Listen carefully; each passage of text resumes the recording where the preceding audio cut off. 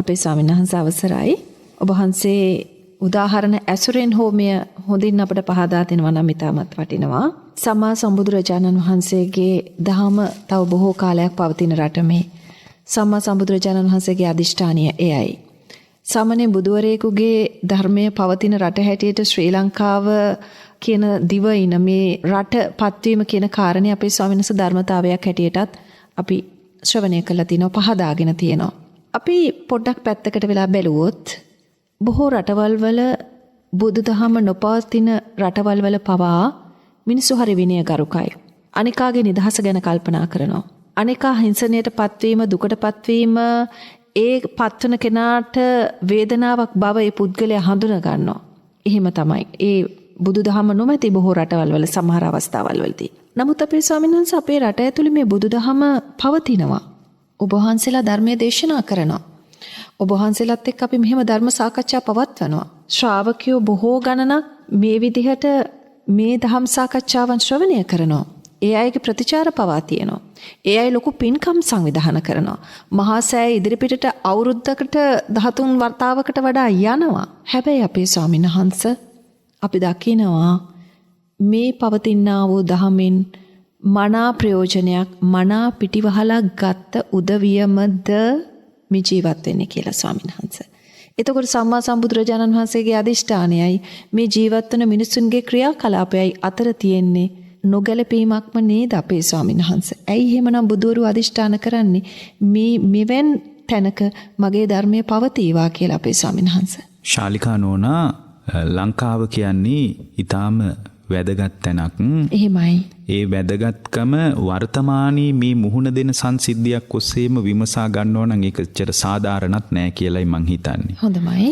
අතීතයේ බුද්ධ ශාසනය ආරක්ෂා වෙච්ච විදිය දිහා බැලුවත් ලංකාවේ භික්ෂුවට සහ ලංකාවේ දායකයාට ලැබිච්ච උරුමය කාටවත් ලැබෙන්නේ නැහැ. හොඳයි. දැන් බැමිණිතියා සාගතයේ කාලේ වැටකෙයියා ඉස්ම වළඳා වැලි ගොඩවල් වලට කර තියාගෙන ත්‍රිපිටකයේ රැකපු ලෝකේ එකම ජාතිය තමයි අපි. එහෙමයි සම්. භාග්‍යවතුන් වහන්සේ මේ සංසිද්ධීන් එදා ජීවමාන සංඥාවෙන් දැක්කා මේ සංසිද්ධීන්.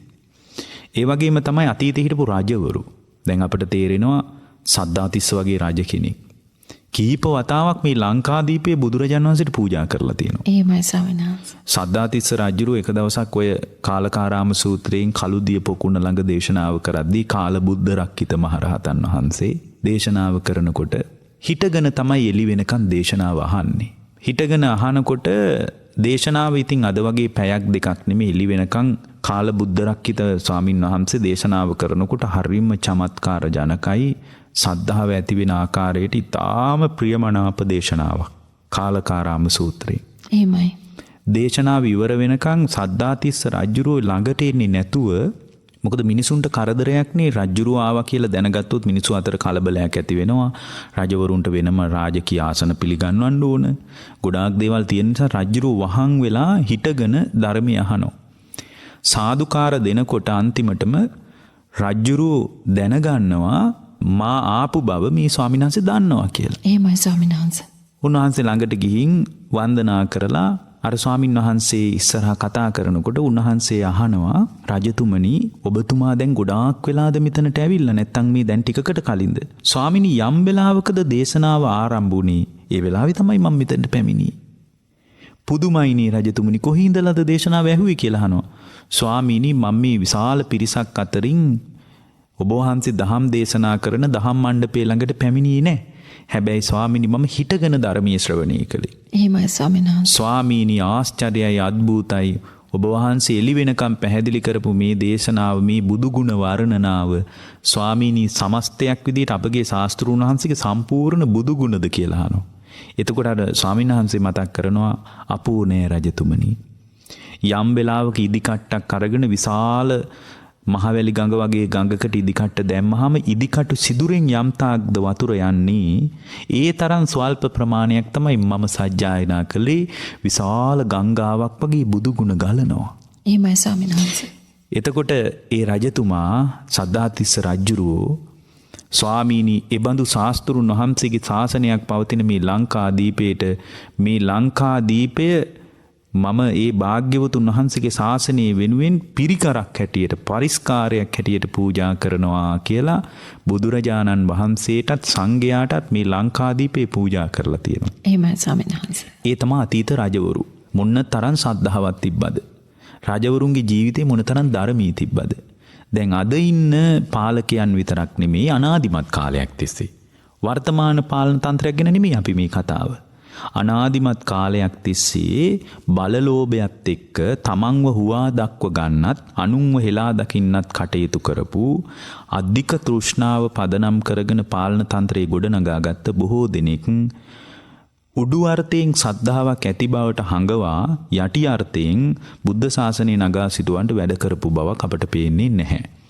අතීතයේ ඉඳලම බුද්ධ ශාසනය රැක ගන්නකොට උපාසකම්මලා සද්ධාවන්ත උදවිය තමන්ගේ දරුවට කැම ටික නොදී ස්වාමීනි ඔබ වහන්සේ කොහොම හරි ධර්මයේ පරිස්සම් කරගන්න අපි ඔබ වහන්සේව ජීවත් කරවන්නම් කියලා තමන් කුසගින්නේ ඉඳලා සංඝයාට දානි දුන්නේ. එහෙමයි ස්වාමීන් වහන්සේ. ඉතින් මේ කාරණා දිහා බැලුවට පස්සේ අනාදිමත් කාලයක් තිස්සේ භාග්‍යවතුන් වහන්සේ අදිෂ්ඨාන කරපු අදිෂ්ඨාන මල්පල ගැන්වී ඇති බව අපට පැහැදිලිව පේන්න තියෙනවා. හොඳයි. නමුත් අර ඔබතුමිය කියන වර්තමානයේ මිනිස් චර්යා දිහා බලනකොට තේරෙනවා මේ භාග්‍යවතුන් වහන්සේම අදිෂ්ඨාන කරපු රටද මේක කියලා. පැහැදිලිවම අපේ ඒකට හේතුව තමයි ශාලිකානෝන කාලයක් තිස්සේ ලංකාවේ මිනිසුන්ට භාග්‍යවතුන් වහන්සේගේ ධර්මයේ යල් පැන ගිය දෙයක් විදියටයි පේන්න පටන් ගත්තේ.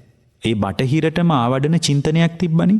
ඒ බටහිරටම ආවඩන චින්තනයක් අපිට තිබ්බේ නෑ. ඒකයි සිංගප්පූරුවේ පාලකයා ලංකාවට ඇවිල්ලා කියන්නේ මම ලංකාවක් කරන්නම් මට ඡන්දෙ දෙන්න කියලා. ඔහු ඡන්දෙ ඉල්ලන්නේ පිරිසගෙන් මම ලංකාවක් කරන්නම් මේක. සිංගප්පූරුව. ඒ නිසා මම ඒකට කැප වෙන්නම් මට ඡන්දෙ දෙන්න කියලා. එමනම් අනාදිමත් කාලයක් තිස්සේ බුදු සමයත් එක්ක හිටපු කාලේ ලංකාව කඩා වැටුන්නේ නෑ.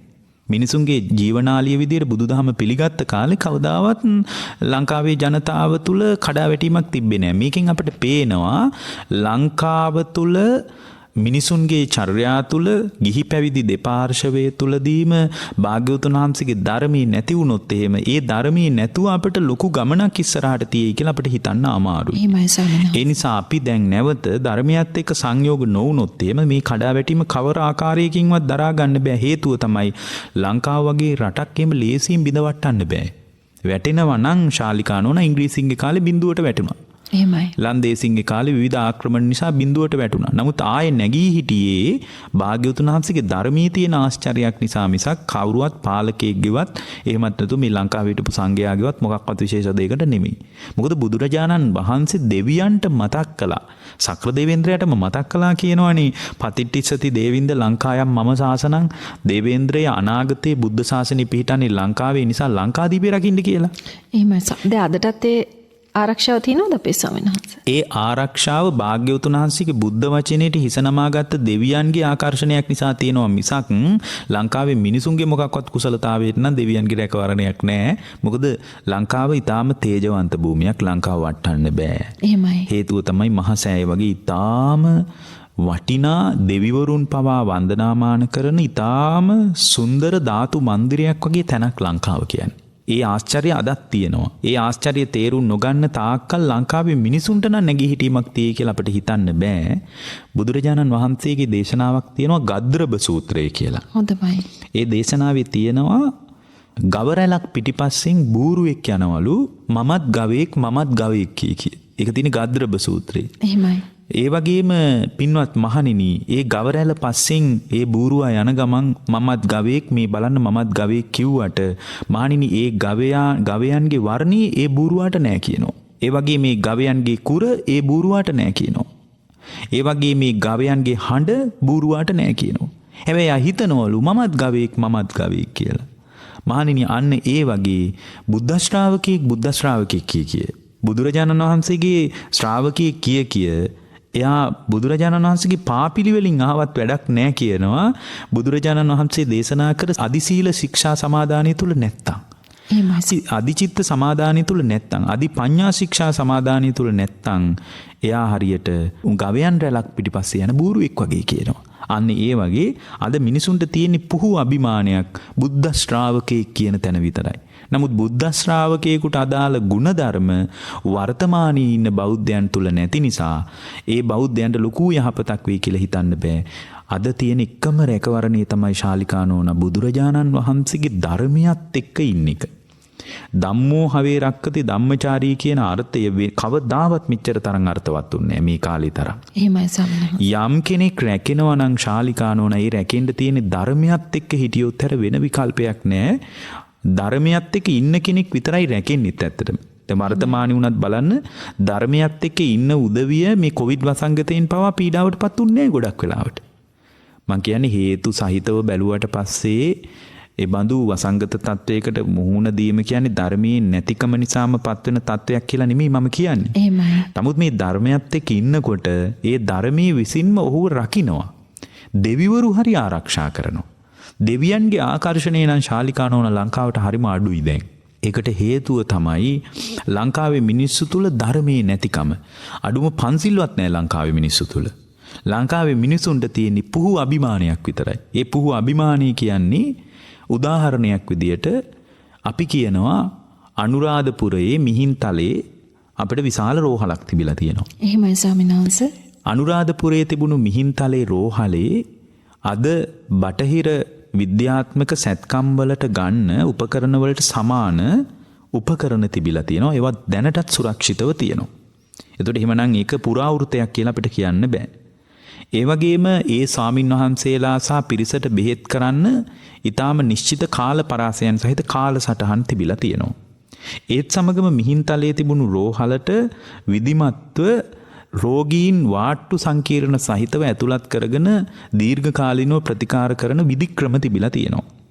මේ ක්‍රම ගැන අපට විශාල අභිමානයක් තියෙනවා. ඒත් සමගම ලංකාවේ තිබ්බ සනීපාරක්ෂක ක්‍රම දිහා බැලුවට පස්සේ අපට තේරෙනවා වැසිකිලි කැසිකිලි පහසුකම් පවා ඊටාම දියුණු ක්‍රමයකට තියෙනවා සුද්දට හිතා ගන්නවත් බැරි විදිහට. එහෙමයි ස්වාමීන් වහන්සේ. බටහිර ලෝකෙට හිතා ගන්නවත් බැරි විදිහට. ඒතර අපි මේක කිය අපි කියනවා අපිට තමයි පරණම රෝහල තිබුණේ කියලා. නමුත් පරණම රෝහල තිබුණා කියන එක විතරක් කියලා හිස් අභිමානයක් හදාගන්න එක කිසිම ප්‍රයෝජනයක් නැහැ. දැන් මොනවද අපි ලෝකෙට දෙන්නේ කියන එකයි වැදගත්. වර්තමානයේ අපිට ලෝකයට දෙන්න පුළුවන් මොනවද? ලෝකයට මොනවද අපි දෙන්න ලෑස්ති? අඩුම බුදුරජාණන් වහන්සේගේ ධර්මියවත් අපිට ලෝකයට දෙන්න පුළුවන් මට්ටමක් තියනවද දැන්? ඒ වෙනුවෙන් මොනවද අපිට තියෙන වැඩපිළිවෙල කියලා නැවත හිතලා බලන එකයි වැදගත්. අතීත කාමයට එක්ක ඉන්න පිරිසකට ලොකු යහපතක් වෙන්නේ නැති නිසා මම මේ ඔබට කියන්නේ ඔබ තුල ඇතිවෙච්ච කඩාවැටීමේ වගකීම තියෙන ඔබටමයි. එහෙමයි ස්වාමීන් වහන්සේ. මේ වගකීම ශාලිකානෝන කාටවත් පවරන්න බෑ. මේ වර්තමානයේ මුහුණ දෙන්න අවදානම් සහගත තත්ත්වය අපි එක එකනට චෝදනා කළාට මේක කාටවත් චෝදනා කරන්න පුළුවන් තත්ත්වයක් නෙමෙයි. මම කියන්නේ ඔබ ධර්මයේ තුලට එන්න ඕන කියලා. ඒක හරියට බුදුරජාණන් වහන්සේ වදාරනවා සති විපන්න කියලා සූත්‍රයක. එහෙමයි ස්වාමීන් වහන්සේ. ඒ සූත්‍රයේ කියනවා මහණෙනි සති සම්පජඤ්ඤේ දුර්වල වුණොත් හිරියොතප් නැසෙනවා කියනවා. දැන් අද මිනිසුන්ගේ හිරියොතප් නැසිලානේ තියෙන්නේ. ලැජ්ජාව කියන දේ. ලැජ්ජාව සහ බය කුසලය සහ පව පැත්තට තිබුණු ලැජ්ජාව සහ බය මිනිසුන්ට නෑ දැන්. එහෙමයි. ඒකට ප්‍රධාන හේතුව තමයි සති සම්පජඤ්ඤේ නැතිකම. තමන් දෙස ඉතා සිහියෙන් බලාගෙන ඉන්න බැරි වෙච්ච නිසා හිරියොතප් නැසුණා. හිරියොතප් නැසුණාම ශාලිකානෝන ඒකේ ප්‍රතිඵලයක් විදියට කියනවා ඉන්ද්‍රිය සංවරය නැසෙන්නේ. දැන් අද ඒකත් නැසිලායි තියෙන්නේ. ඉන්ද්‍රිය සංවරය නැසුනොත් එimhe ඒකේ ප්‍රතිඵලයක් විදියට කියනවා සීලය නැසෙන්නේ. දැන් අද සීලයත් නැසිලායි තියෙන්නේ. සීලේ නැසුනොත් එහෙම සීලේ නැසිච්ච තැනක සමාධිය නැසෙනවා කියනවා. අද සමාධියත් නැසිලායි තියෙන්නේ. සමාධිය නැසිච්ච තැනක යථාභූත ඥාන දර්ශනේ නැසෙනවා කියනවා. ඒකත් අද නැසිලායි තියෙන්නේ. මොකද යථාභූත ඥානයක් නැහැ. ඇත්ත ඇති සැටියෙන් දකින්න නුවණක් නැහැ. ලෝකෙම ගිනි තියන්න බලාගෙන ඉන්නේ. පුංචි දෙයකින් ගිනි තියන්න ලෑස්ති ලෝකේ. මම කියන්නේ ඔබ ලෝකේ ගිනි තියන කෙනෙක් වෙන්න එපා කියලයි. ඒ වගේම තමයි යථාභූත ඥාන දර්ශනේ නැසුනොත් එහෙම භාග්‍යවතුන් වහන්සේ මතක් කරනවා නිබ්බිදාවයි නැසෙන්නේ. අවබෝධයෙන් අයාට කලකිරීමක් ඇති වෙන්නේ නැහැ ලෝකේ ගැන. අවබෝධයෙන් කල නොකිරුනොත් එහෙම විරාගයයි නැසෙන්නේ. ඒ කියන්නේ නොයල්ම. එහෙමයි. අද පුදුමාකාර රාගයක් ලෝකේ ගැන මිනිසුන්ට තියෙන්නේ. විරාගේ නැසුනොත් එහෙම විරාගේ නැසිච්ච තැනක පින්වත්නි ඒ ශ්‍රාවකයාට භාග්‍යවතුන් වහන්සේ වදාරනවා විරාගේ නැසුනොත් එහෙම විරාගේ නැසිච්ච තැනක විමුක්තියයි නැසින්නේ කියලා. දැන් ඔක්කොම නැසිලා නැද්ද? ඔක්කොම නැසුනේ Tamanගේ හිත දෙස බලාගෙන ධර්මයේ සම්මිශ්‍රණය කරගෙන ජීවිතේ විමසන්න බැරිවීමයි. ඒ නිසා අපි අද පන්සිල් බලුවෙන් යෝජනා කරමු නැවත නැවත ධර්මයෙන් විමසන්න. නැවත නැවත ධර්මයත් එක්ක නැගී හිටින්න. නැවත නැවත ධර්මයත් එක්ක අවදි වෙන්න. ධර්මයේ Tamanගේ හැම මස්ලේ නහර ඇට ඇට මිදුළු වලටම கிඳා බැහැනි තරමට ධර්මයත් එක්ක එකතු වෙන්න. භෞතික දියුණුවකින්ම ලොකු යහපතක් බලාපොරොත්තු වෙන්න එපා කියලයි කියන්න තියෙන්නේ.